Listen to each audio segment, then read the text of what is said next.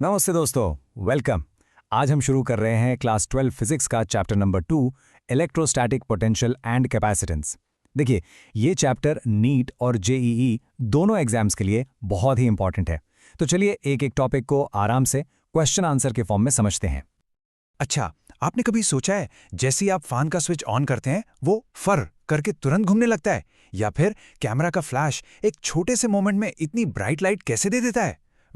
इन सब के पीछे एक छोटा सा लेकिन बहुत पावरफुल डिवाइस है, और उसकी पूरी वर्किंग इसी चैप्टर के कॉन्सेप्ट्स पर बेस्ड है। हम चार्ज को स्टोर करने और उसे एकदम से इंस्टेंटली रिलीज करने की फिजिक्स को समझेंगे। तो आज के इस सेशन में हमारा लर्निंग पाथ बिल्कुल क्लियर है। हम शुरू करेंगे पोटेंशियल के बेसिक आइडिया से, फिर इक्वी पोटेंशियल सर्फेसेस को विजुअलाइज करेंगे। इसके बाद आएंगे सबसे इंपॉर्टेंट टॉपिक पर, यानी कैपेसिटर्स, उनके कॉम्बिनेशंस, और आखिर में हम देखेंगे कि इनमें एनर्जी कैसे स्टोर होती है और हमारी डेली लाइफ में ये कैसे काम आती है। तो चलिए सबसे पहले और सबसे बेसिक सवाल से शुरू करते हैं। आखिर चार्ज मूवी क्यों करता है? सिंपल सा लॉजिक है। जैसे पानी हमेशा हाई लेवल से लो लेवल की तरफ बहता है, बिल्कुल वैसे ही चार्ज भी हाई पोटेंशियल से लो पोटेंशियल की तरफ मूव करता है। तो ये पोटेंशियल आखिर है क्या? Let's break it down. देखिए, डेफिनेशन बिल्कुल सिंपल है। इमेजिन कीजिए कि स्पेस में एक इलेक्ट्रिक फील्ड है। अब आप एक छोटा सा यूनिट पॉजिटिव टेस्ट चार्ज ले रहे हैं और उसको इन्फिनिटी से, यानी बहुत दूर से, उस फील्ड के अंदर किसी पॉइंट पी तक ला रहे हैं। ऐसा करने में आपको उस फील्ड के अगेंस्ट जो वर्क करना पड़ेगा ना, बस वही उस पॉइंट पी का इलेक्ट्रोस्टैटिक पोटेंशियल है। इसको आप क्लास 11th के ग्रेविटेशनल पोटेंशियल एनर्जी से कंपेयर कर सकते हैं। जैसे किसी चीज को ग्रेविटी के अगेंस्ट ऊपर उठाने में वर्क स्टोर हो जाता है, वैसे ही यहां चार्ज को फील्ड के अगेंस्ट लाने में वर्क पोटेंशियल के फॉर्म में स्टोर हो जाता है। और इस कॉन्सेप्ट की पूरी जान इस फॉर्मूला में है। V is equal to W by Q. Potential V is simply the work done W per unit charge Q. अगर आप Q चार्ज को लाने में W वर्क करते हैं तो उस पॉइंट का पोटेंशियल होगा W डिवाइडेड बाई Q। और सबसे अच्छी बात, ये एक स्केलर क्वांटिटी है, यानी इसकी कोई डायरेक्शन नहीं होती। इससे कैलकुलेशंस बहुत आसान हो जाती हैं। बस प्लस माइनस साइन का ध्यान रखना है। ये ग्राफ एक बहुत कॉमन कंफ्यूजन दूर करता है, इस पर ध्यान दीजिएगा। इलेक्ट्रिक फील्ड यानी E डिस्टेंस के स्क्वायर के इन्वर्सली प्रोपोर्शनल है, 1/r², जबकि पोटेंशियल यानी V सिर्फ डिस्टेंस के इन्वर्सली प्रोपोर्शनल है, 1/r। इसका मतलब क्या हुआ? इसका मतलब ये हुआ कि जैसे जैसे हम चार्ज से दूर जाते हैं, इलेक्ट्रिक फील्ड पोटेंशियल के कंपैरिजन में बहुत तेजी से रैपिडली डिक्रीज होता है, और ये ग्राफ इसी डिफरेंस को बिल्कुल साफ साफ दिखा रहा है। ओके, अब चलिए एक ऐसे टूल को समझते हैं जो इलेक्ट्रिक फील्ड को विजुअलाइज करने में, उसकी पिक्चर बनाने में हमारी मदद करता है।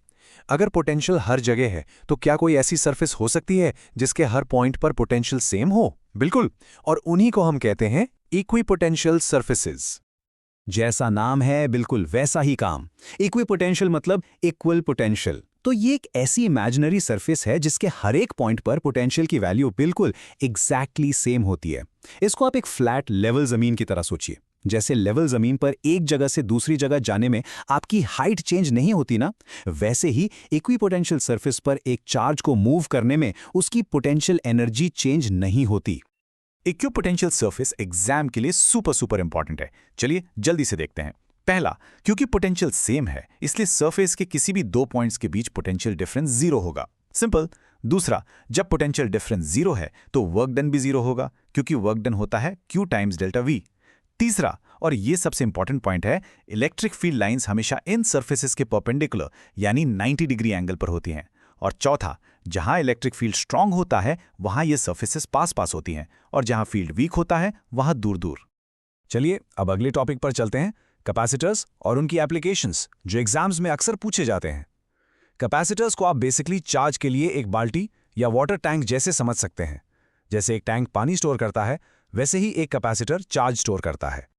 तो सवाल ये उठता है कि आखिर ये कैपेसिटर है क्या चीज़, ये काम कैसे करता है, और इसकी चार्ज स्टोर करने की जो एबिलिटी है जिसे हम कैपेसिटेंस कहते हैं, वो किन चीज़ों पर डिपेंड करती है? Let's find out. बेसिकली एक कैपेसिटर दो कंडक्टर्स का सिस्टम है जिनके बीच में एक इंसुलेटर, जिसे हम डाइलेक्ट्रिक भी कहते हैं, रखा होता है। इसका काम है इलेक्ट्रिक चार्ज और एनर्जी को स्टोर करना, और कैपेसिटेंस इसकी कैपेसिटी को मेजर करता है। फॉर्मूला है C = Q/V। इसका मतलब पर यूनिट पोटेंशियल डिफरेंस एक कैपेसिटर कितना चार्ज यानी Q स्टोर कर सकता है, वही उसकी कैपेसिटेंस C है। सिंपल, जितनी ज्यादा कैपेसिटेंस उतना ज्यादा चार्ज वो स्टोर कर पाएगा। और ये रहा पैरेलल प्लेट कैपेसिटर का फॉर्मूला, जो नीट और जेई के लिए सुपर डुपर इंपॉर्टेंट है। C is equal to epsilon naught A upon D। यहाँ A है प्लेट्स का एरिया, D है उनके बीच की डिस्टेंस।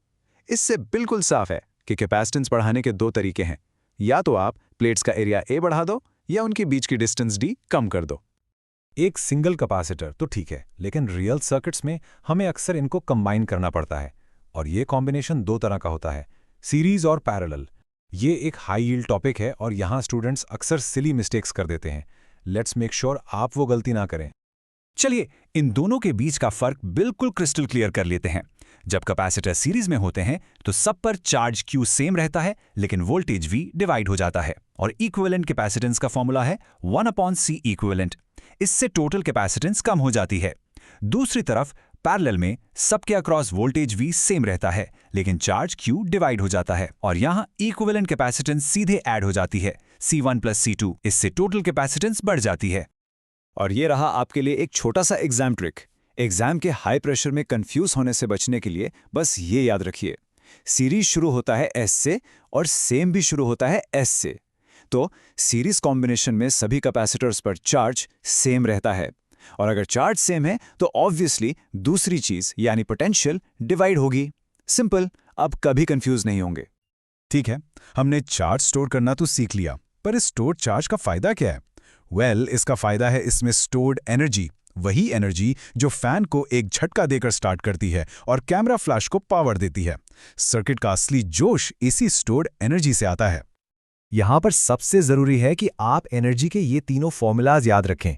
हैं तीनों एक ही चीज, बस अलग अलग फॉर्म्स हैं। हाफ Q²/C, हाफ CV² और हाफ QV। आपको तीनों याद होने चाहिए, क्योंकि न्यूमेरिकल प्रॉब्लम में जो वैल्यूज दी होंगी उसके हिसाब से आपको सबसे आसान वाला फॉर्मूला चूज करना होगा, जिससे कैलकुलेशन फास्ट हो। ये नंबर क्या है? ये है dielectric strength of air. इसका मतलब ये वो मैक्सिमम इलेक्ट्रिक फील्ड है जो एयर टॉलरेट कर सकती है। इससे ज्यादा फील्ड होने पर एयर आयोनाइज हो जाती है, ब्रेक डाउन हो जाता है और चार्ज लीक होने लगता है। यही तो रीजन है कि हमें चार्ज को सेफ तरीके से कम पोटेंशियल पर स्टोर करने के लिए कैपेसिटर्स की जरूरत पड़ती है, ताकि इलेक्ट्रिक फील्ड इस लिमिट को क्रॉस ना करे। अब देखिए फिजिक्स आपके घर के अंदर, आपके छत वाला पंखा, उसे स्टार्ट करने के लिए जो स्टार्टिंग टॉर्क चाहिए वो कैपेसिटर देता है। आपके मोबाइल का फ्लैश जो एकदम से इतनी एनर्जी रिलीज करता है, वो भी कैपेसिटर का ही कमाल है। घर के इन्वर्टर या यूपीएस में पावर को स्मूथ करने के लिए और आपके मोबाइल चार्जर में वोल्टेज मैनेज करने के लिए हर जगह कैपेसिटर्स यूज होते हैं। ओके, तो हमने पूरा चैप्टर कवर कर लिया है। एग्जाम से ठीक पहले आपके पास सब कुछ दोबारा पढ़ने का टाइम नहीं होगा, इसलिए चलिए एक रैपिड फायर रिवीजन करते हैं उन क्रूशियल पॉइंट्स का जो आपको बिल्कुल नहीं भूलने हैं। चलिए फटाफट रिवाइज करते हैं। पोटेंशियल है work per unit charge. Electric field हमेशा इक्विपोटेंशियल सरफेस के परपेंडिकुलर होता है। कैपेसिटेंस चार्ज स्टोर करने की एबिलिटी है, C = Q/V। सीरीज में इक्विवेलेंट कैपेसिटेंस का रेसिप्रोकल ऐड होता है। पैरेलल में कैपेसिटेंस सीधे ऐड हो जाती है, और एनर्जी स्टोर्ड का सबसे फेमस फॉर्मूला है हाफ CV²। ये पॉइंट्स आपके फिंगर टिप्स पर होने चाहिए। और अब आपके लिए एक थॉट प्रोवोकिंग क्वेश्चन, जो एनसीईआरटी का एक फेमस एग्जाम्पल भी है। मान लीजिए आप एक चार्ज्ड कैपेसिटर को एक बिल्कुल सेम वैल्यू के अनचार्ज्ड कैपेसिटर से कनेक्ट करते हैं। चार्ज तो कंजर्व रहता है, बट जो फाइनल एनर्जी है वो इनिशियल एनर्जी की आधी रह जाती है। तो बाकी की आधी एनर्जी कहाँ गायब हो गई? हाँ, सोचिए इसके बारे में। इसका हिंट कनेक्टिंग वायर्स में जनरेट हुई हीट और इलेक्ट्रोमैग्नेटिक रेडिएशंस में छिपा है। तो दोस्तों, अगर आपको ये सेशन पसंद आया तो प्लीज़ इसे लाइक कीजिए, अपने दोस्तों के साथ शेयर कीजिए, और आगे आने वाले हेल्पफुल सेशंस के लिए सब्सक्राइब करना मत भूलना। आपका एक सपोर्ट हमें और मेहनत करने का मोटिवेशन देता है। मिलते हैं अगले सेशन में।